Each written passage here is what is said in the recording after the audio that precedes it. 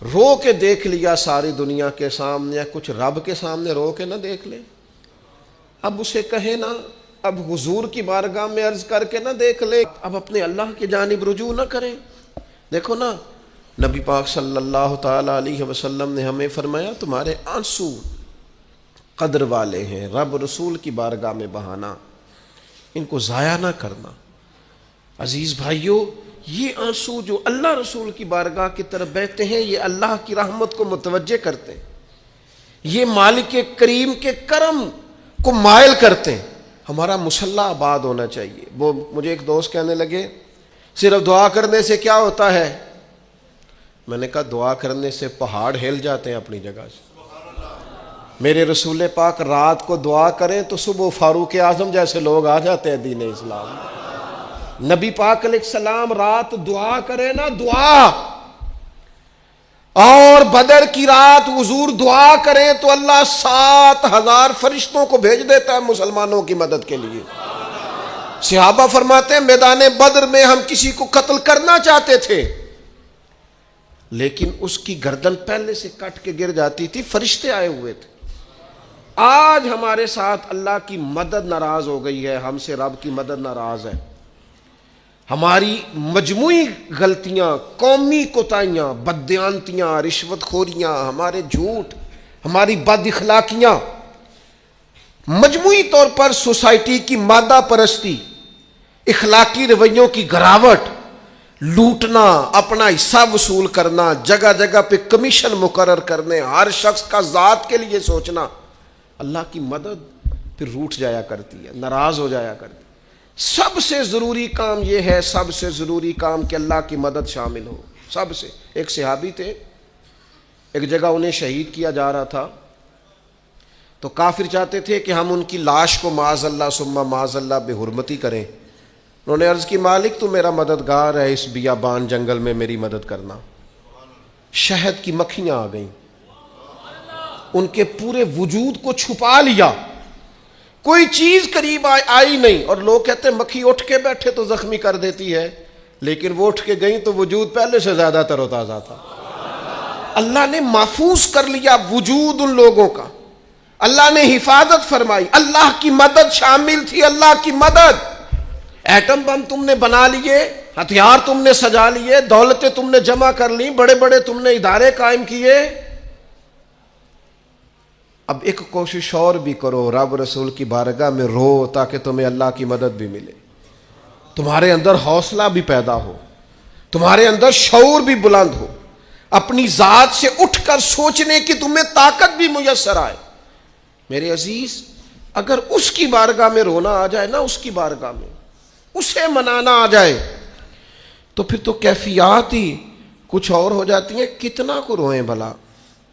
حضور فرماتے ہیں بہت لمبا تم نہ بھی نہ رونا، اگر مکھی کے یا مچھر کے پر کے برابر بھی تمہارے آنسو نکل گئے نا، میں اب اس سے زیادہ کیا آپ کی بارگاہ میں بات عرض کروں۔ حضور فرماتے ہیں ایک مکھی اور مچھر کے پر کے برابر بھی تیری آنکھ سے آنسو نکل آیا، شرط یہ ہے نکلے ریاکاری کے لیے نہیں، نکلے اللہ کی رضا کے لیے، اس کی خشیت میں نکلے۔ فرمایا اگر مکھی کے پر کے برابر بھی تو رو پڑا تو اللہ تعالیٰ تیرے لیے دوزخ سے آزادی لکھ دے گا۔ اور نبی پاک صلی اللہ تعالیٰ علیہ وسلم نے بیان فرمایا ہے، حضور فرماتے ہیں جو اللہ کے خوف سے رو پڑے نا، جس طرح بھینس بکری گائے کے تھنوں سے نکلا ہوا دودھ دوبارہ تھنوں میں نہیں نہ جاتا، اسی طرح جو رب کی یاد میں رو پڑے وہ دوزخ میں نہیں جاتا۔ یہ مثال دیکھیں کیسی دی حضور نے سمجھانے کی۔ اگر کبھی رونا آئے اس کے لیے تنہائی کا انتخاب کریں، مجموعوں میں نہیں۔ ایک بندے کو حضرت عمر نے مجمع میں روتا دیکھا تو فرمایا یہ کام تو اکیلے میں کرتا، تیرے لیے برکت والا ہوتا، تیرے آنسو نکلے، تیرے رخساروں پہ بہیں۔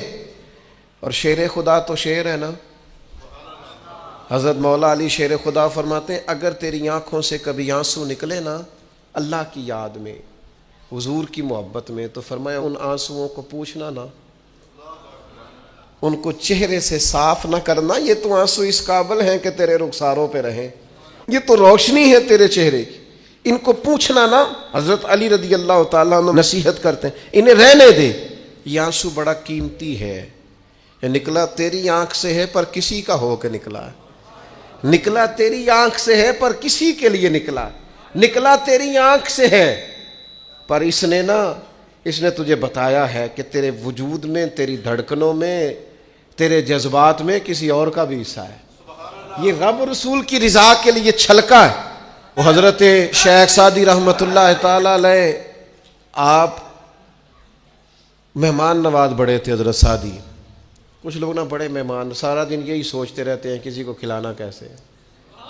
ہاں جی، دنیا آوے کھا کھا جاوے تے راضی ہووے بلا۔ تو حضرت سعدی مہمان نواز بڑے تھے، تو قرضہ چڑھ گیا۔ قرضہ صرف مہمانوں کو کھانا کھلانے کا ہی تھا۔ تو ایک دن سارے ہی قرض کھا کے بیٹھ کے کہنے لگا بابا پیسے دیں گے تو جائیں گے، پیسے رکھ۔ سب جھگڑا کر رہے ہیں۔ تو حضرت سعدی کہتے ہیں وہ مطالبہ کر رہے ہیں پیسے دو اور مجھے ٹینشن ہے، ان کو کھلایا پلایا کچھ نہیں۔ تھوڑی دیر گزری تو ایک بچہ آ گیا کچھ بیچتا بیچتا، اس نے آ کے کہا نوجوان نے کہ جناب میں مجمع دیکھتے ہیں تو بعض لوگ بیچنے والے آ جاتے ہیں، اس نے وہ چیز بیچنے کے لیے سامنے کی تو کہنے لگا لینی ہے، تو حضرت فرمانے لگے میرے مہمانوں کو دے دو کھا لیں۔ انہوں نے دے دی۔ اب وہ کہنے لگا پیسے، تو حضرت بڑے پریشان ہوئے، کہنے لگے بیٹا آپ بھی بیٹھ جائیں، یہ بھی سارے پیسے لینے ہی آئے ہیں، ان کو ملیں گے آپ کو بھی مل جائیں گے۔ تو وہ نوجوان رو پڑا۔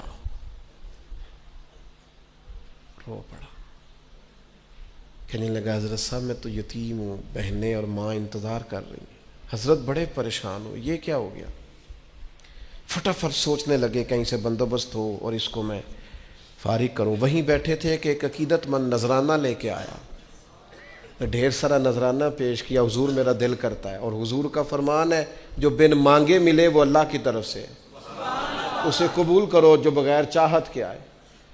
تو اس نے نظر پیش کی تو وہ ڈھیر سارا نذرانہ تھا، حضرت نے جن کے پیسے دینے تھے سب کو دیے، اس کو بھی دیے، سب قرضے ادا کر کے بھی تھوڑے سے بچ گئے۔ تو ایک بندہ صاحب دل تھا، کہنے لگا حضرت ہم بڑے دنوں سے آ رہے تھے، پیسے نہیں مل رہے تھے، آج کیسے مل گئے؟ فرمانے لگے تم میں کوئی رونے والا کوئی نہیں تھا، ایک بھی رونے والا ہو تو باقیوں کا کام بھی۔ بولے سنو نا، حدیث ہے بہقی شریف میں، حضرت حیثم بن مالک رضی اللہ تعالیٰ عنہ فرماتے ہیں نبی پاک علیہ السلام خطبہ دے رہے تھے، تقریر فرما رہے تھے، حضور کی باتیں دلوں کے میل کچیل اتارتی چلی جا رہی۔ فرماتے ایک شخص نبی پاک علیہ السلام کے سامنے بیٹھ کر حضور کی گفتگو سن رہے تھے، وہ رو پڑے۔ ساری گفتگو چھوڑ کے نبی پاک صلی اللہ تعالیٰ علیہ وسلم کی توجہ اس شخص کی طرف ہو گئی۔ ہوا کیا ہے؟ وہ تقریر سنتے، بات سنتے بس رو پڑے۔ تو نبی پاک علیہ الصلوۃ والسلام فرمانے لگے آج اگر وہ سارے مومن بھی یہاں موجود ہوتے جن کے گناہ پہاڑوں کے برابر وزنی ہوتے تو اس ایک بندے کے رونے کی وجہ سے اللہ سب کی بخشش فرما دیتا۔ اور نبی پاک علیہ الصلوۃ والسلام فرمانے لگے یہ رویا ہے تو اس کے رونے پر فرشتے بھی روئے ہیں، اور فرشتے دعا کر رہے ہیں کہ اے اللہ یہ جو نہیں روتے نا ان کے حق میں ان کی سفارش قبول کر لے جو تیری بارگاہ میں روتے ہیں، جو تیرے حضور عرض گزار ہوتے ہیں ان کی سفارش قبول کر لے، ان کے حق میں قبول کر لے۔ وہ بڑا رو لیا ہے فیکٹری کے مالک کے سامنے، بڑا رو لیا امیروں کے سامنے، مالداروں کے سامنے، تگڑے رشتہ داروں کو مائل کرنے کی بڑی جد و جہد کر لی۔ کچھ وقت سحری میں اٹھ کے رب کے حضور نہ روئیں، کچھ وقت سحری میں سجدہ لمبا نہ کریں اس کی بارگاہ میں، کچھ دعائیں اس کے حضور نہ مانگیں۔ میں کہوں گا ماؤں سے پریشان ہے بیٹے، سحری میں دامن پھیلا دو رب کی بارگاہ میں۔ میں کہوں گا والد سے سفارشیں تم نے بڑی ڈھونڈ لی، جد و جہد بڑی کر لی، یاروں سے بڑا کہہ لیا کہ بیٹے کو باہر بھیجنا ہے، کوئی کاروبار ٹھیک کرنا ہے، اب کچھ دروازہ اللہ کی رحمت کا بھی تو کھٹکھٹاؤ نا۔ اور میرے نبی پاک علیہ السلام نے گارنٹی دی ہے، فرمایا ماں باپ اولاد کے لیے جو بھی مانگے اللہ اپنے فضل سے عطا فرماتا ہے۔ اللہ کی بارگاہ کی طرف رجوع کریں، زیادہ توجہ رب کی جانب، اتنا نہ دوڑیں بندوں کے پیچھے، اتنا نہ منائیں بندوں کو، اللہ کی طرف توجہ، اپنے رب کی بارگاہ میں رونا، اللہ رسول کے حضور حاضر ہونا ہے۔ آپ دیکھیے کس قدر جم کے صحابہ حضور کی محبت میں آنسو بہاتے۔ حضرت ثوبان بن مالک آ کے رو ہی پڑے تھے نا، حضور نے خود جا کے پوچھا کیا ہوا؟ بتانا نہیں پڑا، بس آنسو چھلکے تو نبی کریم نے فرمایا ثوبان کیا ہوا؟ عرض کی دل نہیں لگتا، یہاں تو پریشان ہوتا ہوں تو زیارت کر لیتا ہوں، تو جنت میں کیسے دل لگے گا؟ بس وہ روئے تھے نا، حضرت جبریل آ گئے، کہا محبوب رب فرماتا ہے جو اللہ رسول کی اطاعت کریں گے جنت میں بھی اللہ پڑوس عطا کر دے گا۔ رو پڑے تو جنت تک بات چلی گئی، رو پڑے تو میرے عزیز یہ تو ہے نا عام آدمی کا رونا، صحابہ کا رونا، اور اگر آنسو نبی پاک کے نکل آئیں تو صحیح مسلم میں، صحیح بخاری میں حدیث ہے، سرکار دو عالم علیہ السلام ان آیات کی تلاوت فرما رہے تھے جو حضرت ابراہیم علیہ السلام کے بارے میں آئیں، جو جناب عیسیٰ کے بارے میں آئیں، جن آیات میں حضرت ابراہیم اور جناب عیسیٰ علیہ السلام نے کہا ہے اللہ بہت سارے لوگ گمراہ ہو گئے، بہت سارے لوگ گمراہ کر دیے گئے، اور جن میں یہ فرمایا کہ یا اللہ جو میری اطاعت کریں گے وہ میرے ہیں، اور جو میری نافرمانی کرے تو ان کے لیے غفور ہے۔ جب اپنی اپنی امت کے گناہ گاروں کا تذکرہ جناب ابراہیم اور حضرت عیسیٰ علیہ السلام جو کرتے ہیں، اور قرآن مجید نے جس کا بیان کیا اس کو حضور نے پڑھا تو نبی پاک کی آنکھوں میں آنسو آ گئے۔ یہ مسلم شریف ہے، حضور روئے۔ اللہ کریم نے حضرت جبریل امین کو کہا جبریل جائیے میرے حبیب سے پوچھئے کیا معاملہ ہے۔ حضرت جبریل آئے، حالانکہ رب جانتا ہے، آ کے عرض کی یا رسول اللہ رب فرماتا ہے آپ رو رہے ہیں، تو کہا جبریل امت کے لیے رو رہا ہوں۔ آپ کی توجہ ہے میری بات پر؟ حضور امت کے لیے روتے ہیں نا، اللہ کرے امتی بھی کبھی نبی کے لیے روئے۔ کہا امت کے لیے رو رہا ہوں، تو حضرت جبریل امین علیہ السلام دوبارہ عرض گزار ہوئے مالک آپ کے حبیب امت کے لیے رو رہے ہیں، تو فرمایا میرے حبیب سے کہہ دے وَلَسَوْفَ يُؤْتِيكَ رَبُّكَ فَتَرْضَىٰ، آپ کا رب آپ کو اتنا دے گا کہ آپ اپنے رب سے راضی ہو جائیں گے۔ اللہ آپ کو راضی کر دے گا، محبوب امت کے بارے میں پریشان نہیں کرے گا۔ اپنی تنہائی کو آباد کریں، اکیلے میں اللہ اللہ کریں، تلاوت کلام مجید کا اس طرح کا ذوق ہو۔ حضرت عمر سنا کرتے تھے تو رو پڑا کرتے تھے، حضرت فاروق اعظم رضی اللہ تعالیٰ عنہ پہلی صف میں قرآن مجید کی تلاوت کر کے روتے تھے تو تیسری صف تک آپ کی ہچکیوں کی آواز جاتی تھی۔ ان لوگوں کا درد ہی سارے کا سارا کتاب و سنت سے، اللہ رسول کی بارگاہ سے۔ ہم نے نا اپنے آپ کو کمزور کر لیا ہے، دنیا داروں کے سامنے رو رو کے، دکھ بتا بتا کے پریشان۔ وہ میرے ایک دوست ہے، ان کی بات مجھے بڑی اچھی لگی۔ وہ کہتے ہیں تگڑے رشتہ دار آتے ہیں نا تو کئی دفعہ میرا معاذ اللہ جھوٹ بولنے کو دل کرتا ہے۔ کہتے ہیں حالات کیسے ہیں تو میرا دل کرتا ہے ان کو کہنے کو کہ تم سے بڑے اچھے ہیں، اگرچہ غریبی ہے۔ کہتے ہیں میں چڑھتا ہوں کہ بندوں کا کیا کام ہے آ کے میرے لیے پریشانی کا اظہار کریں اور کہیں کوئی حکم ہوا تو بتانا، کیا مطلب ہے؟ وہ کوئی شاعر تھا نا، تو کوئی بندہ 5 روپے پھینک گیا اس کو، اس نے کہا جی آپ کو ضرورت ہوگی، تو بڑا دانشور آدمی تھا، اس نے کہا اٹھ اپنے پیسے لے جا، مجھے ضرورت ہوگی تو اللہ رسول سے مانگ لوں گا۔ اس نے کہا یہ آرزوئے طلب اور میں آپ سے کروں؟ تیرے جیسے بندے اب مجھے دیں گے؟ یہ آرزوئے طلب اور میں آپ سے کروں؟ یہ بھیک اس کو دیجئے جس کا خدا نہ ہو۔ میں رب رسول کی بارگاہ میں رو لوں گا، مجھے اللہ کی بارگاہ سے ملے۔ کتنا ملے گا؟ وَيَرْزُقْهُ مِنْ حَيْثُ لَا يَحْتَسِبُ، اتنا ملے گا کہ بندے کا گمان بھی نہیں ہوگا۔ ایک بہت بڑا سیٹھ آ گیا ایک دفعہ ہمارے بزرگوں کے پاس، بہت بڑا مالدار امیر کبیر آدمی، تو حاجدار کے کوٹ میں کہنے لگا مدرسے کا کتنا کو خرچہ ہے؟ فرمانے لگے آپ بات کریں۔ کہنے لگا جی میرا خیال ہے آپ سارا میرے ذمہ ہی لگا دیں، 100 200 400 روپے آپ چھوڑ دیں۔ تو فرمانے لگے آپ دیں گے پھر حساب بھی کریں گے، ہمیں وہ رب دیتا ہے جو بے حساب ہی دیتا ہے اور حساب کی رسوائی بھی نہیں ڈالتا۔ لہذا آپ کا جو انداز ہے وہ بتاتا ہے کہ آپ کے لہجے میں وہ والا انداز۔ وہ کچھ لوگ آ کے نا جی وہ کہتے ہیں جی کسی کو پیسے لگن والے نے سانو دسو اسی لا دئیے، میں کہ تسی کدھر اور ہی لا لو۔ اگر آپ کو کسی پر اعتماد ہی نہیں ہے، آپ کا لہجہ ہی کچھ اور طرح کا ہے، تو اس کا معنی کیا ہے؟ میرے عزیز لوگ تو تھوڑا دیتے ہیں تو پریشان کرتے ہیں، اس رب کی طرف رجوع کریں جو اتنا دیتا ہے کہ بندے لے لے کے ہی تھکتے ہیں، وہ دے کے نہیں تھکتا۔ اللہ کے حضور اپنے آنسو بہائیں، کچھ وقت عبادات کے لیے رکھیں. جو آنکھیں رب کے خوف سے آنسو بہاتی ہیں نا، ان کو اللہ پھر دوزخ پر حرام کر دیتا ہے. پھر وہ جہنم میں نہیں جایا کرتا. وہ اللہ کے خوف سے چھلک پڑی، جذبات ابل کر باہر آ گئے. سعادت مند لوگ ہوتے ہیں، سعادت مند. نبی پاک علیہ السلام نے فرمایا، ترمذی میں موجود ہے، حضور فرماتے ہیں 3 باتیں خوش بختی کی علامت ہیں. یا رسول اللہ صلی اللہ تعالی علیہ وسلم کون سی؟ تو ایک تو حضور نے فرمایا اللہ سے ڈرو، اور دوسرا فرمایا بلا وجہ اپنے گھر سے نہ نکلو، اور تیسرا فرمایا اپنے گناہوں پر رویا کرو.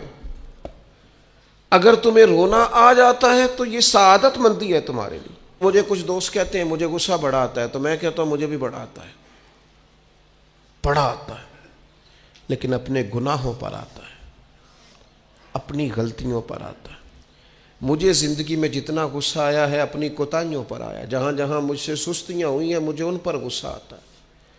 اور جب اپنے آپ پر غصے سے فارغ ہوں گے تو کسی اور پر بھی کر لیں گے. ابھی تو ڈھونڈتا پھرتا ہوں اے اقبال اپنے آپ کو، آپ ہی گویا مسافر آپ ہی منزل ہوں میں. میرے عزیز، اگر انسان کو یہ سعادت مندی نصیب ہو جائے، وہ کبھی اپنے مالک کے خوف سے رو پڑے، کبھی اس کی محبت میں رو پڑے. مجھے بتائیں نا، بچہ جب رو ہی پڑتا ہے تو پھر اماں سارے کام چھوڑ کے متوجہ ہو جاتی.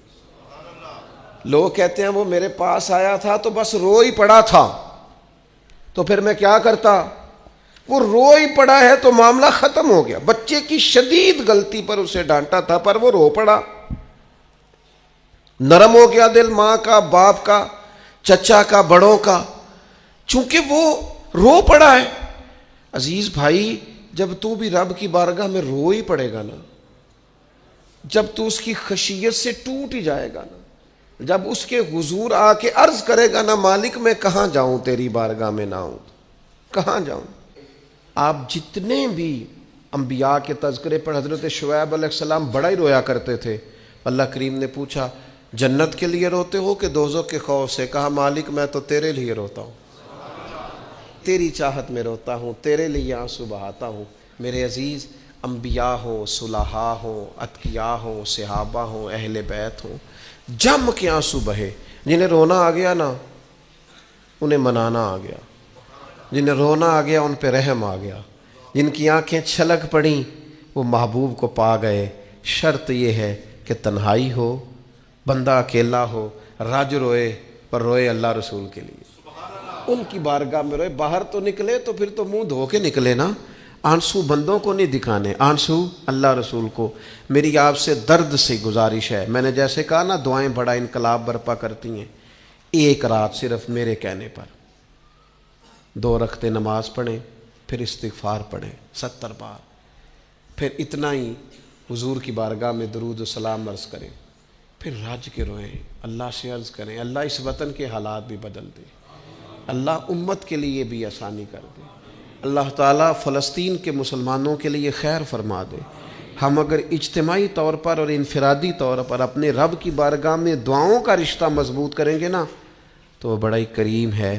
جب اتنے سارے لوگوں کے ہاتھ اٹھتے ہیں نا، میں یہاں بھی کئی دفعہ لمبی دعا کرتا ہوں جمعے کے بعد، سوچتا یہ ہوں اتنا بڑا مجمع ہے، ہزاروں لوگ ہیں، تو ہو سکتا ہے کسی ایک نیک آدمی کی آمین سے کئیوں کا بھلا ہو جائے، کئیوں کے. تو جم کے دعائیں کریں، اپنا رشتہ اپنے رب سے مضبوط کریں. ہر روز رات کو اللہ کے حضور حاضر ہو کے اپنے کو حساب کے لیے پیش کریں. خوبیاں ہوں تو سجدہ شکر، خامیاں ہوں تو دعا اور استغفار. اللہ تعالی عمل کرنے اور سمجھ جانے کی توفیق عطا کرے. وما علینا الا البلاغ المبین.